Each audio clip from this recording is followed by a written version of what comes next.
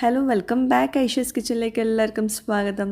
അപ്പോൾ ഇന്ന് വന്നിട്ടുള്ളത് വളരെ കുഞ്ഞു റെസിപ്പിയുമായിട്ടാണ്. പക്ഷേ കിടിലൻ ടേസ്റ്റാണ്, അടിപൊളി റെസിപ്പിയാണ്. ബിന്ദി മസാലയുടെ റെസിപ്പിയാണ്. ദോശയുടെ കൂടെയും ചപ്പാത്തിയുടെ കൂടെയൊക്കെ കോമ്പിനേഷൻ വരുന്ന വെണ്ടയ്ക്ക വെച്ചിട്ടുള്ള നല്ലൊരു സൈഡ് ഡിഷാണ് തയ്യാറാക്കാൻ പോകുന്നത്. അപ്പോൾ വീഡിയോ മുഴുവനായിട്ട് കാണാം. പിന്നെ നമ്മുടെ ചാനൽ ഇതുവരെ സബ്സ്ക്രൈബ് ചെയ്യാത്തവരുണ്ടെങ്കിൽ ഒന്ന് സബ്സ്ക്രൈബ് ചെയ്യണേ. അവിടെ കാണുന്ന റെഡ് സബ്സ്ക്രൈബ് ഒന്ന് പ്രസ് ചെയ്യുക. അതിൻ്റെ കൂടെ ചെറിയൊരു ബെല്ലൈക്കൺ ഉണ്ട്, അതുകൂടെ ഒന്ന് പ്രസ് ചെയ്യുക. അപ്പോൾ ഇതുപോലെ കാണാം, ഇതിൽ ഓൾ വേണം പ്രസ് ചെയ്യാൻ. അപ്പോൾ ശരി, നമുക്ക് ഇന്നത്തെ റെസിപ്പിയിലോട്ട് പോകാം. അപ്പോൾ ഞാനൊരു 100 ഗ്രാം വെണ്ടയ്ക്ക എടുത്തിട്ടുള്ളൂ. ഇത്രയും വെണ്ടയ്ക്ക എടുത്തിട്ടുണ്ട്. വെണ്ടയ്ക്ക നമ്മൾ സാധാരണ കറിയൊക്കെ ഉണ്ടാക്കുമ്പം ഒരു ഇഞ്ച് വലുപ്പത്തിലായിരിക്കും നമ്മൾ കട്ട് ചെയ്തെടുക്കുന്നത്. അപ്പോൾ ഞാൻ നീളത്തിൽ ഇങ്ങനെ കട്ട് ചെയ്യുന്നുണ്ട്. അതുപോലെ ഒന്ന് ചെറുതായിട്ടൊന്ന് വരഞ്ഞെടുക്കുന്നുണ്ട്. അത് വെണ്ടയ്ക്കൻ്റെ അകത്തൊക്കെ നന്നായിട്ട് മസാല പിടിക്കാനാണ്. അപ്പോൾ ഇതുപോലെ മാക്സിമം നീളത്തിലെടുക്കട്ടെ. പിന്നെ വലിയ വെണ്ടയ്ക്കയാണെങ്കിൽ ഒന്ന് പകുതി കട്ട് ചെയ്തെടുക്കുക. ചെറിയ വെണ്ടയ്ക്കയാണെങ്കിൽ ആ നീളത്തിൽ തന്നെ എടുക്കുക കേട്ടോ. രണ്ടറ്റവും കട്ട് ചെയ്തിട്ട് നീളത്തിൽ തന്നെ എടുക്കുക കേട്ടോ. അപ്പോൾ എല്ലാതും ഒന്ന് ചെറുതായിട്ടൊന്ന് വരിഞ്ഞു കൊടുക്കണം. വല്ലാണ്ട് കട്ട് ചെയ്തെടുക്കണ്ട, ഒന്ന് വരിഞ്ഞു കൊടുത്താൽ മതി. അകത്തേക്ക് മസാല പിടിക്കാനാണ് ഇങ്ങനെ ചെയ്യുന്നത്. അപ്പോൾ നമ്മൾ സാധാരണ നമ്മുടെ മലപ്പുറം ഭാഗത്തൊക്കെ എപ്പോഴും വെണ്ടയ്ക്ക വെച്ചിട്ട് കറികളും ഉപ്പേരികളൊക്കെ ഉണ്ടാക്കുക. ഇത് നമ്മൾ ചോറിൻ്റെ കൂടെയുള്ള കറികളും ഉപ്പേരികളൊക്കെ ഉണ്ടാക്കുക. അപ്പോൾ നമ്മൾ ഇന്ന് തയ്യാറാക്കാൻ പോകുന്നത് ചപ്പാത്തിയുടെ കൂടെയും ദോശയുടെ കൂടെയൊക്കെ വയ്ക്കാൻ പറ്റുന്ന നല്ലൊരു ബിന്ദി മസാല റെസിപ്പിയാണ് കേട്ടോ. അപ്പോൾ വെണ്ടയ്ക്ക ഇങ്ങനെ കട്ട് ചെയ്തെടുത്തിട്ടുണ്ട്. ഇനി പാന് ചൂടാക്കിയിട്ട് വെളിച്ചെണ്ണ ഒഴിച്ചു കൊടുക്കുക. അപ്പോൾ ഇതൊരു നോർത്ത് ഇന്ത്യൻ സ്റ്റൈലിലാണ് ഉണ്ടാക്കുന്നത്. അതുകൊണ്ട് തന്നെ ആദ്യം ചെറിയ ജീരകം ഇട്ട് കൊടുത്തിട്ടുണ്ട്. പിന്നെ നമ്മുടെ കായപ്പൊടി, അത് ഒരു 1/4 ടീസ്പൂണൊക്കെ മതി. രണ്ടും കൂടി ചേർത്തിട്ട് ഒന്നുകൊണ്ട് വഴറ്റിയെടുത്ത ശേഷം അപ്പോൾ തന്നെ നമുക്ക് വെണ്ടയ്ക്ക ഇതുപോലെ ആക്കിയെടുത്തത് ഇട്ട് കൊടുക്കുക. എന്നിട്ട് നന്നായിട്ട് അതിലൊന്ന് ടോസ്റ്റ് ചെയ്തെടുക്കണം. കുറച്ച് വെളിച്ചെണ്ണ ആദ്യം ഒഴിച്ചു കൊടുത്താൽ മതി കേട്ടോ. വെണ്ടയ്ക്കൻ്റെ ഒരു കളറൊന്ന് മാറിക്കോട്ടെ. ഒരു ഹാഫ് വേവ് ആയാൽ മതി വെണ്ടയ്ക്ക. ബാക്കി നമ്മൾ മസാല ഇട്ടിട്ടാണ് വേവിക്കുന്നത്. അപ്പോൾ കുറച്ച് ഉപ്പും കൂടി ചേർത്തിട്ട് ഒന്നങ്ങോട്ട് നന്നായിട്ടൊന്ന് സോട്ട് ചെയ്തെടുക്കുന്നുണ്ട്. പിന്നെ വെണ്ടയ്ക്ക ഒരുപാട് വേവിക്കാൻ നിൽക്കരുത്, കാരണം നമുക്ക് മസാല ഇട്ടിട്ട് വേവിക്കാനുള്ളതാണ്. അപ്പോൾ കുറച്ച് നേരം ഒന്ന് അടച്ച് വെച്ചിട്ട് വേവിച്ചെടുക്കുക. എന്നിട്ട് നമുക്കതൊരു പാനിലോട്ട് മാറ്റാം കേട്ടോ. അപ്പോൾ ഇങ്ങനെ മതി. ഒരു ഹാഫായിട്ട് കുക്ക് ചെയ്തിട്ടുണ്ട്. ഇനി ബാക്കിയുള്ള നമുക്ക് മസാലേൻ്റെ കൂടെ വേവിച്ചെടുക്കാം. അപ്പോൾ ഇതൊരു പ്ലേറ്റിലോട്ട് മാറ്റാം. ഇനി ആ സെയിം പാനിലോട്ട് തന്നെ കുറച്ച് വെളിച്ചെണ്ണ ഒഴിച്ചു കൊടുക്കുക. ഇനി നമ്മൾ മസാല റെഡിയാക്കാൻ പോവാണ്. ഒരു നോർത്ത് ഇന്ത്യൻ സ്റ്റൈലാണെന്ന് പറഞ്ഞല്ലോ. അപ്പോൾ അതുകൊണ്ട് തന്നെ ആ ഒരു രീതിയിലുള്ള ഇൻഗ്രീഡിയൻസ് ഒക്കെയാണ് ചേർക്കുന്നത്. അപ്പോൾ ഞാൻ ആദ്യം തന്നെ തക്കാളിയാണ് ചേർക്കുന്നത്. സാധാ തക്കാളി ആണെങ്കിൽ ഒരു 3 തക്കാളി എടുക്കുക കേട്ടോ. ഒരു മീഡിയം സൈസ് നല്ല പഴുത്ത തക്കാളി നോക്കിയിട്ട് 3 എടുക്കുക. നല്ലോണം കനം കുറച്ചിട്ട് അരിയിട്ട് എടുക്കുക. ഇതിപ്പം ചെറിയ ടൊമാറ്റോ ആയതുകൊണ്ട് ഞാനൊരു 8 എടുത്തിട്ടുണ്ടാവും. അപ്പോൾ എല്ലാം കൂടി നന്നായിട്ട് വഴറ്റിയെടുക്കാം.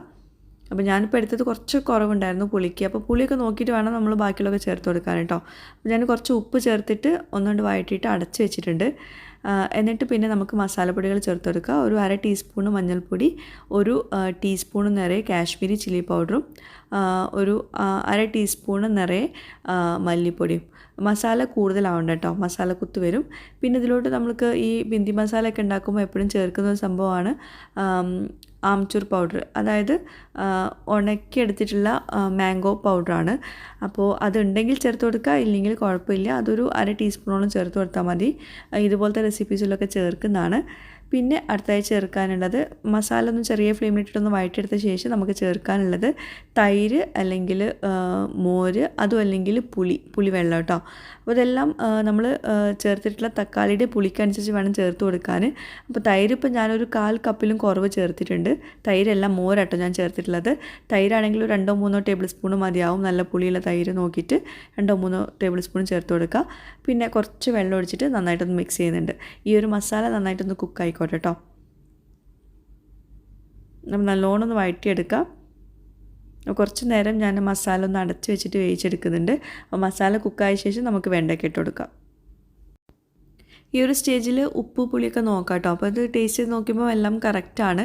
അപ്പോൾ ഉപ്പോ പുളിയൊക്കെ കുറവുണ്ടെങ്കിൽ കുറച്ച് പുളിയാണെങ്കിൽ പുളിവെള്ളം ഒഴിച്ചു കൊടുക്കുക, അല്ലെങ്കിൽ മോരോ അല്ലെങ്കിൽ തൈരോ ചേർത്ത് കൊടുക്കുക. എല്ലാം കൂടി റെഡി ആയി കഴിഞ്ഞാൽ നമുക്ക് നേരത്തെ നമ്മൾ വറുത്ത് വെച്ചിട്ടുള്ള നമ്മുടെ വെണ്ടയ്ക്ക, വറുത്തല്ല ടോസ്റ്റ് ചെയ്തെടുത്തിട്ടുള്ള വെണ്ടയ്ക്ക ചേർത്ത് കൊടുക്കുക. നന്നായിട്ട് മിക്സ് ചെയ്യുക. ഇനി വെണ്ടയ്ക്ക ഈ ഒരു മസാലയിൽ കിടന്നിട്ട് നന്നായിട്ട് കുക്കാവണം. ഇനി ഇതിലോട്ട് വേറൊരു സ്പെഷ്യൽ ചേരുവ കൊണ്ട് ചേർക്കാനുണ്ട്, കസൂരി മേത്തി. ഉണങ്ങിയ ഉലുവയുടെ ഇലയാണ്. അപ്പോൾ അത് ഒരു ടീസ്പൂണോ 1.5 ടീസ്പൂണൊക്കെ ചേർത്ത് കൊടുക്കുക. നല്ലൊരു ടേസ്റ്റ് ആയിരിക്കും നമ്മുടെ ഏത് ഡിഷിനും ചേർത്താൽ. ചിക്കൻ റെസിപ്പീസിലൊക്കെ പ്രത്യേകിച്ച് കസൂരി മേത്തി ചേർത്ത് നല്ല ടേസ്റ്റാണ്. അപ്പോൾ ഇത് ചേർത്തിട്ട് വീണ്ടും നന്നായിട്ട് മിക്സ് ചെയ്യുക. ഇനി ഇത് ഒന്ന് വേവിച്ചെടുക്കാനുണ്ട്. അപ്പോൾ കുറച്ചുകൂടെ വെള്ളം ഒഴിച്ചിട്ട് ഞാൻ ഒന്ന് മിക്സ് ചെയ്തിട്ട് ഇത് അടച്ച് വെച്ചിട്ട് വേവിച്ചെടുക്കുകയാണ്. അപ്പോൾ നിങ്ങളിപ്പോൾ കാണുമ്പോൾ വിചാരിക്കും ഇതിപ്പോൾ ഇത്ര അധികം പറയാനുണ്ടോയെന്നൊക്കെ. നമ്മൾ ഓരോരുത്തരും ഉണ്ടാക്കുമ്പോഴും ഓരോ ടേസ്റ്റ് ആയിരിക്കും. അപ്പം ഇതേ രീതിയിൽ ഉണ്ടാക്കുകയാണെങ്കിൽ ഈ ഒരു ടേസ്റ്റ് കിട്ടുള്ളൂ. നമ്മൾ അത് അധികം വേവിച്ചെടുക്കാണ്ട് സമയം എടുക്കാണ്ട് ചെയ്യുവാണെങ്കിൽ ആ ഒരു ടേസ്റ്റ് കിട്ടില്ല. അപ്പോൾ അതൊന്നും പ്രത്യേകം ശ്രദ്ധിക്കുക. ഇപ്പോൾ ഇതാ അങ്ങനെ മുകളിൽ എണ്ണ തെളിഞ്ഞ സമയത്താണ് ഞാൻ ഫ്ലെയിം ഓഫ് ചെയ്യുന്നുണ്ടോ, അതുവരേക്കും കുക്ക് ചെയ്യുന്നുണ്ട്. അപ്പോൾ ഇത് കണ്ടോ, ആ എണ്ണ തെളിഞ്ഞ ഒരു ടെക്സ്ചർ ഉണ്ടോ, അതുപോലെ വെണ്ടയ്ക്കയുടെ കളറും മാറിയിട്ടുണ്ട്. അപ്പോഴാണ് നമുക്ക് കറക്റ്റ് ആ ഒരു ബിന്ദി മസാലയുടെ ടേസ്റ്റ് വരിക. അപ്പോൾ നിങ്ങൾക്ക് കൂടുതൽ മസാല വേണമെന്നാണെങ്കിൽ തക്കാളി കുറച്ച് കൂടുതൽ എടുക്കുക കേട്ടോ. അതിനനുസരിച്ച് പുളിയും തൈരൊക്കെ ചേർക്കുന്നത് കുറച്ചാൽ മതിയാകും. അപ്പോൾ നമ്മുടെ ബിന്ദി മസാല റെഡി ആയിട്ടുണ്ട്. കുറച്ച് മല്ലിയില അല്ലെങ്കിൽ കറിവേപ്പിലൊക്കെ ചേർത്തിട്ട് നിങ്ങൾക്ക് ഗാർണിഷ് ചെയ്യാം. അപ്പോൾ ചൂടാറി കഴിഞ്ഞപ്പോൾ ഒന്നുകൂടെ തിക്കായിട്ടുണ്ടായിരുന്നു. ഞാനൊരു പ്ലേറ്റിലോട്ട് സെർവ് ചെയ്യുകയാണ്.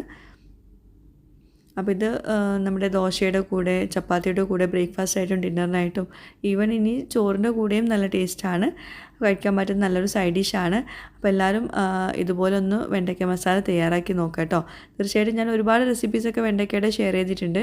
അപ്പം ഈ ഒരു റെസിപ്പി ഇതുപോലെ ഈ ഒരു ടേസ്റ്റിൽ, ഈ ഒരു ഫ്ലേവറിൽ ആദ്യമായിട്ടാണ് നിങ്ങളുമായിട്ട് ഷെയർ ചെയ്യുന്നത്. അപ്പോൾ എന്തായാലും ഈ റെസിപ്പി ഇഷ്ടമായിട്ടുണ്ടെങ്കിൽ ദയവായിട്ട് ലൈക്ക് ചെയ്യുക. ചാനൽ സബ്സ്ക്രൈബ് ചെയ്യാതെ കാണുന്നവരുണ്ടെങ്കിൽ ഒന്ന് സബ്സ്ക്രൈബ് ചെയ്യുക, സപ്പോർട്ട് ചെയ്യുക. അപ്പോൾ പുതിയൊരു വീഡിയോയുമായിട്ട് വ്ളോഗുമായിട്ടൊക്കെ വരുന്നവരേക്കും ബൈ. Thank you.